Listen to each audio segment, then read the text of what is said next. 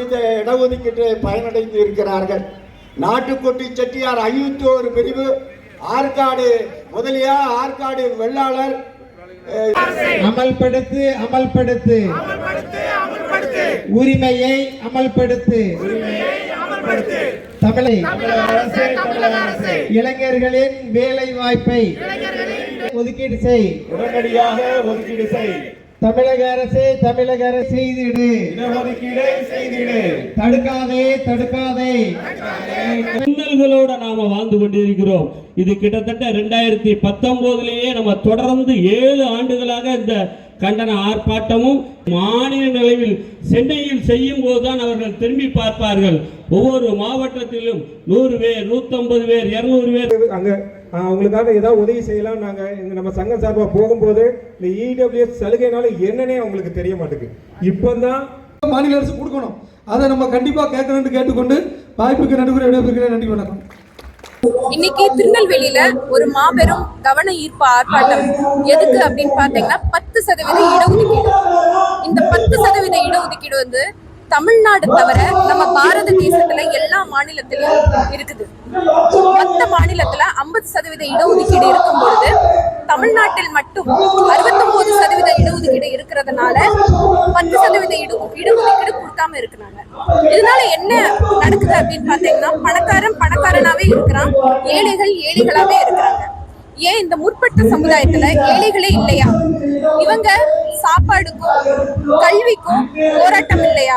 அவங்க அமைதியா அந்த துக்கங்களையும் அந்த கவலைகள் துக்கத்திலையும் வாழ்ந்து கொண்ட மக்கள் இங்க இல்லையா?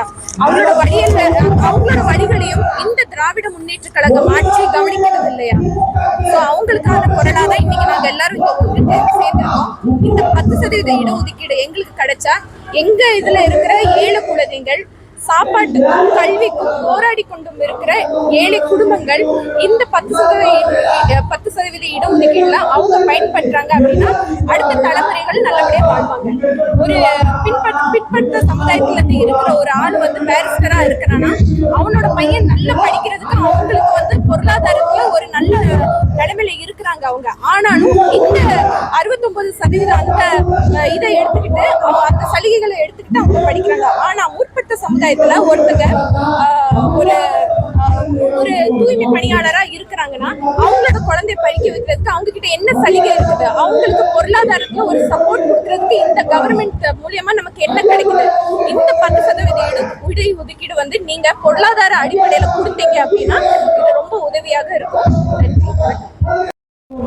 இன்று தமிழ்நாடு சகையாளர் சங்கத்தின் மூலமாக திருநெல்வேலி மாவட்டம் ரயில் நிலையம் முன்பு முற்படுத்தப்பட்ட சமுதாயத்திற்கு வழங்கிய 10% இடஒதுக்கீடை உடனடியாக அமல்படுத்த வேண்டும். வருகின்ற தேர்தலில் இந்த தீர்மானத்தை தமிழக அரசு வைக்கவில்லாத பட்சத்தில் கண்டிப்பாக வருகின்ற தேர்தலில் தக்க பாடத்தை இந்த முற்படுத்தப்பட்ட சமூகத்தில் வாழக்கூடிய 79 சமூகம் ஒன்றாக இணைந்து பாடத்தை கற்றுக் கொடுப்போம். அது மட்டும் இல்லாமல் காவல்நிலையமாக இருக்கக்கூடிய திருநெல்வேலி சட்டமன்ற தொகுதியில் பெரும்பான்மை வாழக்கூடிய வெள்ளாளர் சமுதாய மக்களுக்கு பெருந்துவத்தையும் முக்கியத்துவத்தையும் வழங்கி எங்கள் சமூகத்தை சார்ந்த வேட்பாளர் நிப்பாட்ட வேண்டும். இடபிள்யூஎஸ் என்பது சலுகை அல்ல, இது இந்த மக்களுக்கு சுதந்திரம் காலம் முதல் இன்று வரை பறிக்கப்பட்ட உரிமையை மீட்டு மத்திய அரசால் கொடுக்கப்பட்டதை தமிழக அரசு திட்டமிட்டு சரி செய்து சட்டம் போட்டு தடுத்து நிறுத்தியிருக்கிறது. இன்று 22/2/26 பிப்ரவரி மாதம் தமிழ்நாடு சைவ வேளாண் சங்கத்தின் அழைப்பிதழை ஏற்று இடபிள்யூஎஸ் உரிமையை கோரி நடந்த அறப்போராட்டத்தில் கலந்து கொண்ட நமது சமுதாய உறவுகள் அனைவர்களுக்கும் மனமார்ந்த நன்றி சங்கத்தின் சார்பாக. மேலும் இந்த காணொளியின் மூலம் தமிழக அரசுக்கும் அதிகார வர்க்கத்திற்கும் நாங்கள் கேட்டுக்கொள்கின்ற கோரிக்கை, ஏன் இந்த வஞ்சகம், ஏன் இந்த வேறுபாடு? 10% இடபிள்யூஎஸ் மத்திய அரசால் ஒதுக்கப்பட்டது ஜாதியின் அடிப்படையில் அல்ல, வருமானத்தில் முற்பட்ட சமூகத்தினர் வருமானத்திற்கு உட்பட்ட உள்ளவர்களுக்கு அவர்களுக்குத்தான் இந்த இடபிள்யூஎஸ் கொடுக்கப்பட்டிருக்கிறது. அப்படி இருக்கும்போது இது மற்ற சமுதாயத்தினுடைய இடஒதுக்கீட்டை எந்த விதத்திலையும் பாதிக்கவில்லை.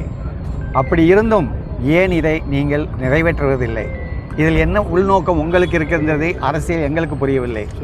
எங்களுக்கு அரசியல் பண்ணதுன்னு எண்ணமும் கிடையாது. எங்களுக்கு தேவை எங்களுடைய சமுதாயம், எங்களுடைய சந்ததிகள். இதில் சம்பந்தப்பட்ட 79 சந்ததிகள் இருக்கிறாங்க.